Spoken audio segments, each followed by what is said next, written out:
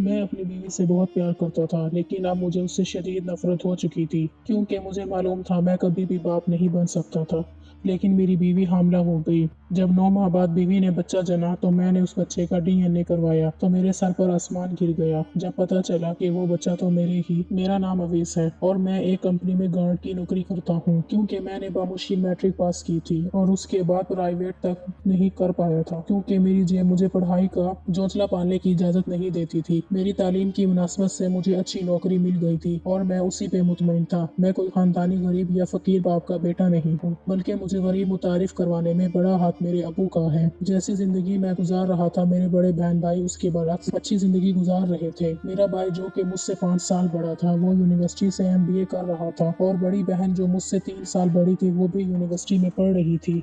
मेरे दोनों बहन भाइयों के पास बैंक बैलेंस था, आईफोन था, नए और महंगे कपड़े और दोनों के पास अलग अलग स्पोर्ट्स कार थी जिनमें बैठकर वो गुरूर से गर्दन अकड़ाए फिरते थे। और एक मैं था जिसके पास बाइक तक नहीं थी और पैसे बचाने के लिए मैं घर से कंपनी तक पैदल चलकर जाया करता था। हमारा घर बहुत बड़ा था, इतना बड़ा कि इसमें 10 खानदान की गुंजाइश थी, लेकिन वहाँ मेरी गुंजाइश नहीं थी। मैं पुरआसाइश घर के बाहर सर्वर क्वार्टर में रहता था और जॉब से वापस आने के बाद सैकड़ों काम होते जो सीधा आंटी मेरे लिए छोड़ कर रखे होती और फिर मैं थका हारा घर के कामों में लग जाया करता और इन कामों के बदले मुझे 2 वक्त की रोटी और बड़े भाई सलमान के पुराने कपड़े मिल जाया करते थे और मैं चुपचाप काम किए जाता। मेरी तनख्वाह 10,000 थी और मेरी कोशिश होती कि 10,000 में से 9,000 मैं हर महीने बचा लिया करूं, क्योंकि मैं सारी जिंदगी तो अपने बहन भाई और सैयदा आंटी की गुलामी करते नहीं गुजार सकता था। मेरा भी दिल करता था छोटा सा हो लेकिन मेरा अपना घर हो जहाँ कोई मुझे मुलाजिम या ना ही मेरी बेइज्जती करता रहे। हर वक्त अपने इस ख्वाब के लिए मैं पैसे जमा कर रहा था और जमा करते करते मुझे सालों लग जाने थे। मेरे क्वार्टर मुलाजिम के सामने जो कई कनाल पर फैली कोठी थी उसमें मेरा भी हिस्सा था, लेकिन उस हिस्से को कोई कबूल करने और मुझे देने को तैयार नहीं था और हिस्सा मांगने पर जान से जाने का खतरा भी था। जब मैंने 18वें साल में कदम रखा तो मेरे अंदर के खंडर नौजवान की जोश आया कि घर और कारोबार हर चीज में मेरा उतना ही हिस्सा है जितना सलमान भाई और फराबी का है और मुझे अपना ये हिस्सा लेना चाहिए। लेकिन जब मैंने अपने हिस्से की बात की तो उन्होंने बुरी तरह मुझे धुतकार दिया, लेकिन मैं अपनी बात पे पीछे ना हटा और उन्हें जिद में कैद किया कि अगर वो मेरा हिस्सा मुझे नहीं देंगे तो मैं पुलिस में रिपोर्ट करवाऊंगा और अदालत तक जाऊंगा। फिर उसी शाम पुलिस ने मुझे सड़क से उठा लिया और फिर सारी रात पुलिस का तशद्दुद बर्दाश्त करते हुए मौत के करीब चला गया। मेरे जिस्म के हर हिस्से पे पुलिस के दिए हुए जख्म और नील पड़ चुके थे, क्योंकि मैंने सियाज को धमकी दी थी। वो शहर की जानी मानी और माशी काम थी जिसकी दी हुई भीख भी पुलिस वालों की जेबें भरी रहती, तो वो कैसे उसके पालतू कुत्ते ना बनते और कैसे उसके इशारे पे मुझे बगैर किसी जुर्म उठा लेते। अगले दिन मुझे छोड़ दिया गया और पुलिस स्टेशन से निकलते ही मुझ में इतनी भी हिम्मत बाकी नहीं रही थी कि मैं एक कदम भी चल पाता। सैयदा आंटी ने एक एहसान किया कि उस दिन करीम लाला जो कि हमारे घर के पुराने मुलाजिम थे उनको पुलिस स्टेशन भेज दिया। मैं तो पुलिस स्टेशन से कदम बाहर रख के बेहोश हो गया था तो करीम लाला मुझे उठाकर घर ले आए और उनकी बीवी करीम बुआ ने मेरी मरहम पट्टी की। मेरा जोड़ जोड़ दर्द से टूट रहा था। उस दिन शाम को सैयदा आंटी मगरूर मुस्कुराहट के साथ मेरे क्वार्टर में आई और मेरी हालत देखकर हंसने लगी और कहने लगी, लड़के तुमने मुझे धमकी दी थी ना, पर वो भी उस पुलिस और अदालत की जिसे मैं जेब में लिए घूमती फिरती हूँ। चंद टकों पर बिक जाने वाले से मुझे डरा रहे हो तो कहो अब कैसा महसूस हो रहा है? दिमाग से जवानी का जंग आलू जोश उतरा है कि नहीं? अब तुम्हें समझ आ गई होगी कि तुम्हारी टके की भी औकात नहीं, और आए हो तो तुम सजदा इम्तियाज की जायदाद से हिस्सा भी मांग ले। आइंदा हिस्से के बारे में बात करने से पहले 100 बार सोचोगे, बल्कि अब तो तुम जायदाद में हिस्से के बारे में सोचते हुए भी डरोगे। तो सैयदा इम्तियाज के यहाँ एक मुलाजिम और मेरा एहसान मानो। तुम्हें रहने को छत दी हुई है, आइंदा औकात में रहना, वरना सर से छत और जिस्म से रूह दोनों छीनने में मुझे 2 सेकंड भी नहीं लगेंगे। वो जैसे मगरूर चाल चलती आई थी वैसे ही वापस चली गई थी। लेकिन उस दिन के बाद मैं वाकई बहुत डर गया था। मुझे मौत से खौफ आने लगा और मैं जान गया था कि सैयदा आंटी से पंगा लेकर मुझे कोई फायदा नहीं होगा, बल्कि उसके नुकसान ही नुकसान है। और उस दिन मैं 18 साल खौफजदा लड़का अपनी कानून और इस्लाम की रूह से जायज जायदाद से दस्तबरदार हो गया, क्योंकि मुझे अपनी जान से कीमती कुछ नहीं था और सैयदा आंटी का कोई भरोसा भी नहीं था कि मुझे कब मार डालती। पुलिस वालों ने मेरी टांगों पर डंडे मारे, इतने मारे कि कई दिन तक मैं सही से चल भी ना सका। करीम लाला मुझे सहारा देकर चलने में मेरी मदद करते और शाम को लॉन में मुझे वॉक करवाते ताकि मैं जल्द ठीक हो जाऊं। एक दिन मैं करीम लाला का सहारा लिए जब लॉन में वॉक कर रहा था तो सलमान भाई की गाड़ी शोर मचाती हुई घर में दाखिल हुई। वो गाड़ी से उतर कर अंदर जाने लगे, मुझे देखकर रुके और मेरा जायजा लेते हुए हंसने लगे और फिर बोले कि जब बंदा औकात से बाहर निकलने की कोशिश करता है ना तो उसे औकात में लाने के लिए ये सब करना पड़ता है ताकि अकल ठिकाने आ सके। कहूँ अब तुम्हारी अकल ठिकाने आई? अगर नहीं आए तो मैं ले आऊंगा। मेरी ये बेइज्जती हर रोज उस घर में हुआ करती थी, क्योंकि मैं यतीम था, ना मेरा बाप था ना मेरी माँ, और यतीमी की जिंदगी ऐसी ही होती है। मेरे अब्बू की सेक्रेटरी हुआ करती थी और फिर अब्बू की शादी हो गई। मेरी अम्मी और अब्बू ने पसंद की शादी की थी और फिर मेरा जन्म हुआ। मेरे माँ बाप मुझसे बहुत प्यार करते थे और हमारी जिंदगी किसी ख्वाब जैसी थी। हमारा बड़ा सा घर, लाड उठाने वाले अब्बू और प्यार करने वाली माँ। मेरी कोई ऐसी ख्वाहिश भी ना थी जो पूरी ना होती। मेरी हर ख्वाहिश अब्बू मेरे मुंह से निकलने से पहले ही पूरी किया करते। हम बहुत अच्छी जिंदगी गुजार रहे थे, लेकिन फिर अचानक से हमारी जिंदगियों में बहुत बड़ा तूफान आ गया, बल्कि कयामत टूट गई थी, हम पर तबाह और बर्बाद कर गई। कुछ ऐसा हुआ कि हमारी जिंदगियां अचानक ही बदल गई थी। मैंने सोचा भी नहीं था कभी ऐसा होगा। किस्मत इतना बड़ा खेल हमारे साथ खेल सकती है, खासकर मैं जिसने अभी दुनिया समझी भी नहीं थी और मेरी दुनिया उजड़ गई थी। मेरा ऐसा कौन सा गुनाह था जिसकी मुझे इतनी बड़ी सजा मिली थी? और अबू कहते हैं ये सजाएं नहीं होती, ये आजमाइश होती है। और मैं अक्सर सोचता था कि एक 10 साल के बच्चे पर ऐसी कौन सी आजमाइश है कि उससे उसकी जन्नत ही छिन गई। क्यों आई थी वो आजमाइश जिसने मेरे सर से आसमान गिरा दिया और पैरों से जमीन खींच ली थी? आखिर क्यों आई थी ये आजमाइश? मुझे लगा था मैं बेसहारा बेआसरा हो गया हूँ, लेकिन फिर अबू ने मुझे अपने सीने से लगा लिया था। तूफान उनकी जिंदगी को भी बहा कर ले गया। कयामत उन पर भी टूटी थी, आसमान उन पर भी टूट कर गिरा था, जमीन उनके भी पैरों से निकल गई थी, लेकिन वो खुद को संभाले हुए थे। हम दोनों बाप बेटे के साथ जो भी हुआ था बहुत बुरा हुआ था। उस वक्त मैं 12 साल का था और उस वक्त हुआ यूं कि अम्मी और अबू की शाम को शादी की सालगिरह थी और उसको एहतमाम घर में किया गया था। हमारा घर किसी महल से कम नहीं था। अम्मी अबू की शादी की सालगिरह का सारा इंतजाम किसी शाही से कम नहीं था। शहर भर के लोग तकरीब में आए हुए थे। हम सब बहुत खुश थे। तालियों और खिलखिलाहटों के बीच केक काटा गया। अम्मी अबू ने सबसे तोहफे वसूल किए और फिर खाने का वक्त हो गया। अम्मी ने मुझे अपने हाथों से खाना खिलाया। वो बार बार मुझे अपने साथ लगा रही थी और चूम भी रही थी। उनकी आंखें बार बार नम हो रही थी। शायद जो कुछ होने वाला था उन्हें वो पहले से महसूस कर चुकी थी। तकरीब में हल्की हल्की मौसीकी और सरगोशियां जारी थी। मेरी अम्मी अस्थमा की मरीज थी। लोगों की भीड़ में उनका सांस फूटने लगा था। वो तकरीब छोड़कर छत की तरफ गई और अभी कुछ देर ही गुजरी थी कि एक जोरदार चीख के साथ कुछ धड़म से गिरने की आवाज आई। सब आवाज की सिमत भागे और सामने का मंजर देखकर सबकी चीखें निकल गईं। मेरा नन्हा सा दिल भी कांप उठा और अबू लड़खड़ाते कदमों से उनकी तरफ भागे जहां वो खून से लथपथ पड़ी हुई थी। कुछ देर पहले जो चीखें सुनाई दी थी वो मेरी माँ की चीख थी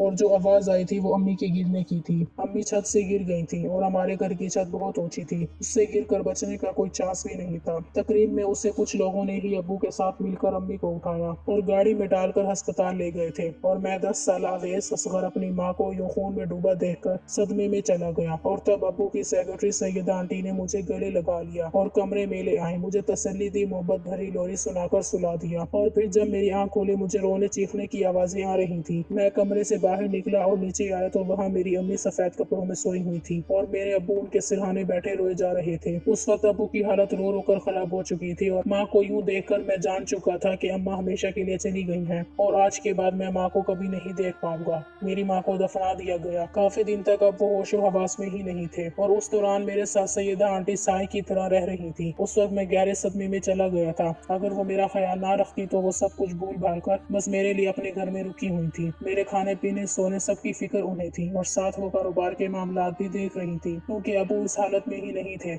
सैयदा आंटी का एक पाँव हमारे घर में और दूसरा ऑफिस में होता। उन दिनों वो सारे मामलात अकेले संभाल रही थी और उनके माथे पर एक भी शिकन दिखाई ना दी। फिर उनकी कोशिश से अबू फिर आखिर सदमे से निकल आए। हम आंटी के मशहूर थे जिन्होंने मुश्किल घड़ी में उनका इतना साथ दिया था और मुझे संभाला। मैंने भी अबू से कह दिया कि अगर अम्मी के बाद सैयदा आंटी ना होती तो मैं भी अम्मी के पास अब तक जा चुका होता। अबू मेरी बात सुनकर तड़प गए और मुझे सीने से लगा लिया था। वो सैयद आंटी का जितना भी शुक्र अदा करते कम था। मुझे 24 घंटों में उनकी जरूरत रहने लगी, लेकिन वो हर वक्त मेरे पास नहीं हो सकती थी। मैं उनका आदी सा हो गया था। वो अम्मी के बाद मुझे अम्मी जैसी ही लगती थी। वो मेरी स्कूल टीचर से मेरा रिपोर्ट कार्ड लेने आती, मेरे लिए अपने हाथों से मजे मजे के खाने बनाकर भेजा करती और तोहफे भी भेजा करती। सैयदा आंटी मुझे बहुत अच्छी लगती रही और मैं हर वक्त अब्बू के सामने उनकी तारीफ करने लगा था। अम्मी को फौत हुए 1 साल हो चुका था और इसी दौरान सैयदा आंटी से मुझे माँ का प्यार मिला था और तभी अब्बू के एक दोस्त ने अब्बू को मशवरा दिया कि वो सैयदा आंटी से शादी कर लें क्योंकि मुझे एक माँ की बहुत ज़रूरत है और मेरे लिए सैयदा आंटी अच्छी माँ से कोई नहीं हो सकती। अब्बू ने मुझसे पूछा, मैंने खुशी का इजहार किया और अब्बू को फौरन उससे शादी करने का कह दिया। मेरे लिए उससे अच्छी बात और क्या हो सकती थी कि सैयदा आंटी हर वक्त मेरे पास रहती और वो हर वक्त मुझे प्यार करती। लेकिन फिर एक मसला था। जैसे मैं अपने अब्बू का बेटा था तो सैयदा आंटी के भी 2 बच्चे थे। बड़ा बेटा सलमान जो 16 साल का था और बेटी कशमाला 14 साल की थी। सैयदा आंटी तलाक याफ्ता थी और जॉब करके अपने बच्चों बच्चों का पेट पालती, क्योंकि तलाक के बाद उनके माँ बाप ने उन्हें अपने घर रखने से इनकार कर दिया था। इस तरह फिर उनकी 2 बेटियों की जिंदगी पर भी असर पड़ता। सैयदा आंटी का तलाक याफ्ता होना और 2 बच्चों की माँ होना कोई इतनी बड़ी बात नहीं थी। थोड़ी सोचो विचार के बाद अबू मान गए। उन्होंने सैयदा आंटी से बात की, जिन्होंने पहले तो इनकार भी कर दिया, फिर मेरे बहुत इसरार करने पे वो मान गई और फिर एक दिन वो अप्पू की बीवी और मेरी माँ बनकर हमारे घर आ गई। मैं बहुत खुश था, क्योंकि मुझे सिर्फ माँ ही नहीं मिली बल्कि 2 बहन भाई भी मिल गए थे। सैयदा आंटी के आने से जैसे घर में रौनक आ गई थी। शुरू में सलमान भाई और कशमाला खामोश और ज़र्फ से रहते, लेकिन वो फिर बिल्कुल मिल गए थे। सैयदा आंटी मुझसे मोहब्बत करती हैं और अब्बू भी। सलमान भाई उस कशमाला आपी का ख्याल रखने की कोशिश करते थे।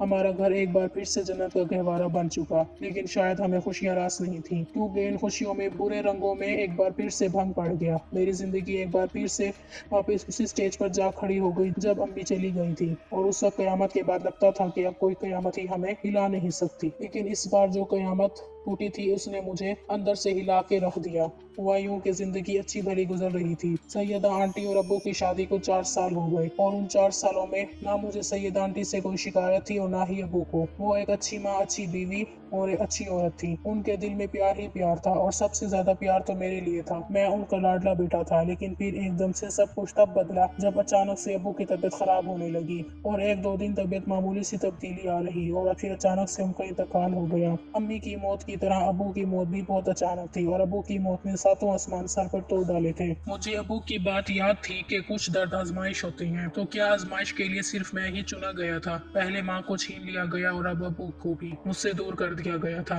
मैं अम्मी की मौत के बाद उस दिन फिर से रोया था, बहुत रोया। लेकिन हैरत अंगेज बात यह थी कि आज मेरे पास मुझे संभालने वाला और मेरे आंसू साफ करने वाला कोई नहीं था। सैयदा आंटी के दुख को भी मैं समझता था। उन्होंने भी मेरी दूसरी बार किसी अपनी की जुदाई बर्दाश्त की थी। जब अम्मी फौत हुई थी तब भी मैं बहुत छोटा था, लेकिन अब तो मैं थोड़ा बड़ा और ज्यादा समझदार हो चुका था। कुछ दिन बाद मैंने खुद को संभाल लिया था और अपने कमरे से बाहर निकलकर कमरे की तरफ गया। मैं कुछ वक्त उनके साथ गुजारना चाहता था। उनके कमरे का दरवाजा खुला हुआ था, लेकिन उनके कमरे के पास पहुंचकर अंदर से आती आवाजें सुनकर रुक गया, और फिर जो कुछ मैंने सुना और देखा, मेरे पैरों तले से जमीन निकल गई। मेरे साथ इतना बड़ा धोखा हो चुका था, और ना मुझे और ना अबू को पता चल सका। सैयदा आंटी के कमरे के सोफे पर टांग पे टांग रखे हुए मर्द को मैं पहचान चुका था। उसकी तस्वीर कई बार मैंने कशमाला आपी के पास देखी थी। अंदर बैठा मर्द कशमाला आपी और सलमान भाई का बाप और सैयदा आंटी का सबका शोहर था, जिसने उन्हें तलाक देकर घर से निकाल दिया था और सैयदा आंटी के बकौल फोन पर बहुत जुल्म करता था। लेकिन वो जैसे उनके साथ बातें कर रहा था तो इससे वो दोनों महबूब और महबूबा ही लग रहे थे। तब भी बहुत बड़े बड़े राज का खुलासा हुआ था। पहला बड़ा और निहायत ही भयानक राज मेरी माँ की मौत थी। मेरी माँ हादसाती तौर पर नहीं मरी थी, बल्कि ये सब कुछ पहले से मंसूबा था सैयदा आंटी का। उन्होंने मेरी माँ को छत से धक्का देकर फेंका था और फिर अपनी जुबान में चाशनी घोलकर उनकी जगह ले ली। और दूसरा भयानक राज मेरे अबू की मौत का दर्द। मौत भी नहीं थी बल्कि कत्ल था। सैयदा आंटी मेरे अबू को स्लो पॉइजनिंग दे रही थी ताकि सांप भी मर जाए और लाठी भी ना टूटे।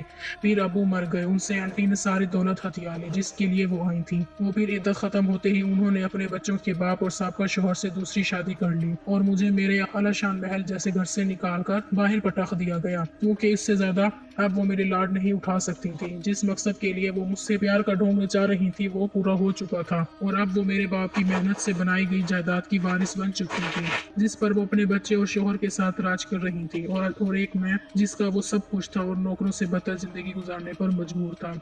और लाडो में पला अवैस असवर एक घाट की नौकरी कर रहा था। जो नौकर थे वो अयाशी की जिंदगी जी रहे थे। इन्हीं दिनों करीम लाला और करीमन बुआ बहुत परेशान रहने लगे। पूछने पर पता चला कि उन्हें काम की वजह से यहाँ रहना पड़ता है, और पीछे कि उनकी बेटी को मोहल्ले के लड़के तंग करते हैं। मैंने करीम लाला से पूछा कि वो अपनी बेटी को यहाँ ले आए, लेकिन उसे आंटी के डर से उन्हें नहीं ला सकते थे। और फिर करीम लाला ने अनहोनी सी बात की। उन्होंने कहा कि मैं उनकी बेटी से शादी कर लूँ, वो मेरे साथ इस सर्वर क्वार्टर में खुश रह लेगी और उनकी नज़रों के सामने भी रहेगी।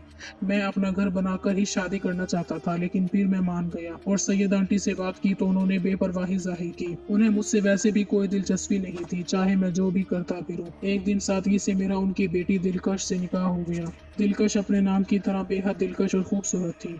मैं तो उसे देखते ही दिल हार चुका था और फिर वो मेरी बीवी बन गई थी तो मुझे अपनी किस्मत पर रश्क आ रहा था। वो बेहद मासूम और भोली भाली सी थी। वो मेरी 10,000 तनख्वाह पे भी खुश थी और अब घर में मेरे हिस्से के काम वो कर दिया करती थी। मैं थका हारा था। मेरी जिंदगी में आने से मेरी जिंदगी एकदम पुरसकून और खुशगवार हो गई थी। मुझे दिलकश से मोहब्बत क्या हुई थी कि हर शख्स के लिए मेरे दिल में मौजूद नफरत खत्म हो चुकी थी।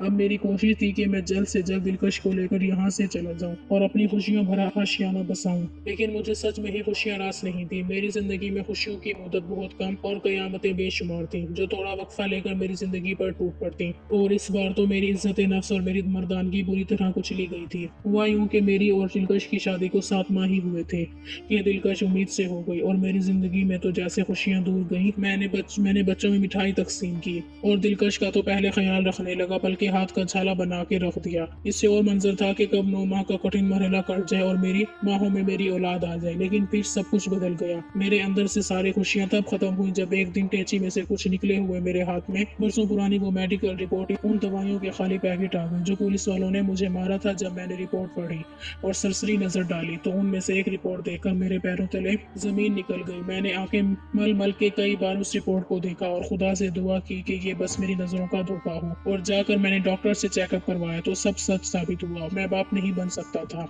और ये नुकसान पुलिस वालों के बेइंतहा तशद्दुद के वक्त हुआ जिससे मैं अनजान था और काश अनजान ही रहता। आगे अजाब बहुत था कि अगर मैं बाप बनने की सलाहियत ही नहीं रखता था तो कैसे मेरी बीवी दिलकश हामला थी। मुझे कुछ समझ नहीं आ रहा था कि मैं करूं तो क्या करूं। मैं दिलकश से बात करता तो सबको मेरी खामी पता चल जाती और ये मर्द के लिए सबसे बड़ी शर्मिंदगी की बात होती है। मैं दिल पर पत्थर रख के खामोश रहा। आखिर मैं भांजता तो वो बच्चा किसका था। और दिलकश जो इतनी मासूम और भोली भाली लगती है उसने मेरे साथ हमारे रिश्ते के साथ बेईमानी की थी जिसका नतीजा उसकी गोद में पल रहा था। मेरे अंदर तूफान उठा हुआ था और मैं खुद को शांत रखे हुए था। कुछ माह यूं ही गुजरे और फिर बच्चा पैदा हुआ। वो बेटी थी जिसे देखकर दिलकश बहुत खुश हुई और मेरी तरफ बढ़ाया। लेकिन मैं वहां से गुस्से से निकला और फिर मैंने बच्ची का डीएनए करवाने का सोचा था और फिर करवाया भी। लेकिन डीएनए की रिपोर्ट देखकर मुझे दिलकश के चेहरे से भी इंतहाई नफरत हो गई क्योंकि वो बच्चा उस शख्स का था जिसको लेकर पीछे कुछ दिन से मुझे शक गुजर रहा था। मैंने दिमाग को ठंडा रखा, पिछले कुछ दिनों से मामले की तहकीक शुरू कर दी